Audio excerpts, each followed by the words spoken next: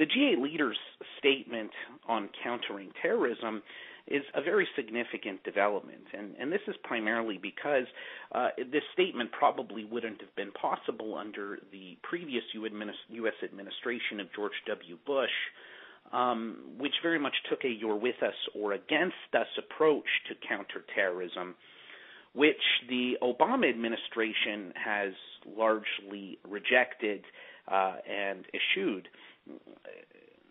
Under the Bush administration, the view was that to achieve success in counterterrorism, that you had to, in certain ways, sacrifice some democratic values. The G8 statement clearly says that this, in fact, is a false dichotomy, that democratic values and security are mutually beneficial and not exclusive. So this is a very significant development. The G8 statement also breaks new ground, so to speak, in that it calls for addressing the drivers of terrorism, not just the symptoms of terrorism. And this is extremely important because it means looking at the issue of failed and fragile states. It means addressing global poverty. It means reaching out to the Islamic world and countering some of the radical narratives and messages that exist there. And so it really much breaks new ground in terms of approaches. Where this statement also charts a new path is its recognition of the nexus between transnational organized crime and terrorism. It provides a recognition that, in fact, terrorism today is fueled by organized crime, whether it's drug trafficking, human trafficking, or the smuggling of manufactured goods or natural resources. It's very much critical to the fight against terrorism that you adopt an integrated or dual strategy when dealing with these issues, as they tend to fuel each other. The statement also critically identifies particular countries that deserve special attention, such as Afghanistan, Pakistan, and Somalia, all countries that have been recognized as being sanctuaries for terrorists, countries that have been seen to be exporters of terrorist activity. In the case of Afghanistan and Pakistan, which countries that hold conflicts which are seen as inherently linked, this is particularly important because of the war in Afghanistan, which appears to be floundering, and the disintegrating international resolve to maintain the pressure against the Taliban in both Afghanistan and, in fact, Pakistan. So it's very important that the G8 countries, all of whom are engaged in Afghanistan, all of whom have invested significant resources in the country, have reaffirmed their resolve to achieve a positive outcome there, which is rightly recognized as something that can have a major impact in countering terrorism globally. Somalia, of course, is also a country that has been seen to be a sanctuary for international terrorism, and a country which has not had a functioning government for some time.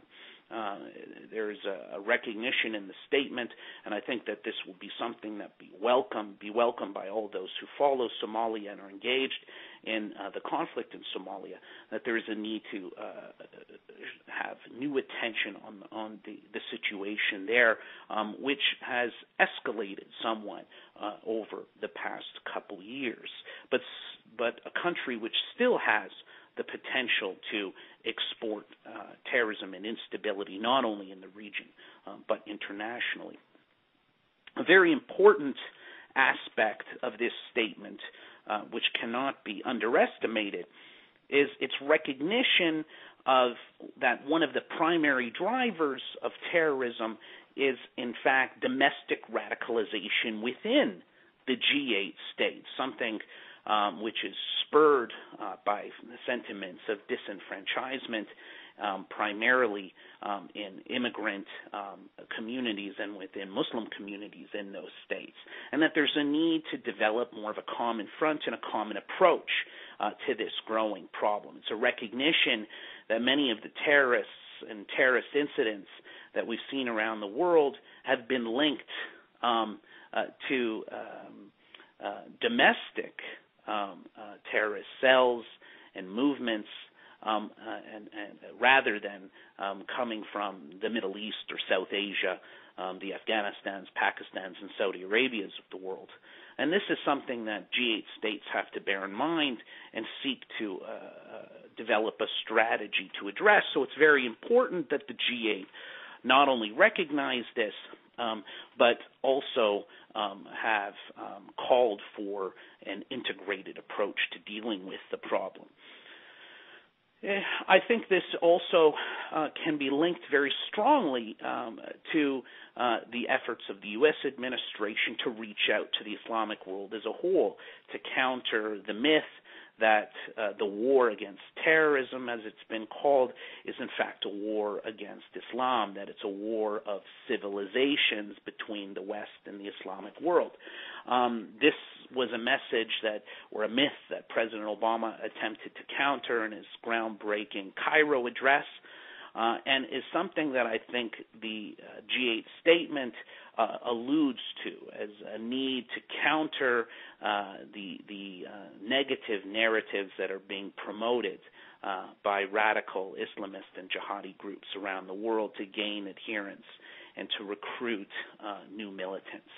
So it's very important that the G8 recognizes that addressing terrorism is not merely a one-dimensional security issue, but it's something where it's also political, it's also educational, it's also a development challenge.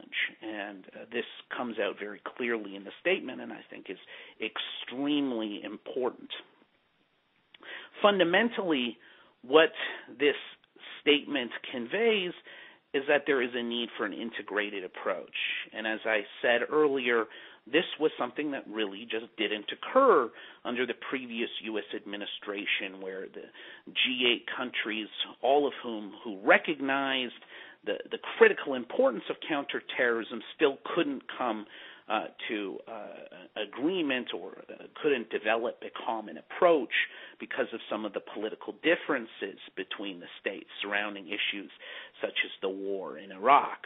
So it's very important that at this G8 summit that a new chapter is established in terms of addressing counterterrorism, and that there's a new emphasis on creating and operationalizing an integrated approach among the G8 states, and in fact beyond the G8, with other states around the world who face issues of terrorism and see it as a major threat. So this will, going forward, this will mean the creation of structures and the creation of frameworks in order to arrive at this common approach. So it's a very encouraging development, this statement. Its content could represent a significant breakthrough, but as with always, the proof will be in the pudding, and we'll have to see in the coming months and years what this results in terms of an actual framework for implementation. Thank you.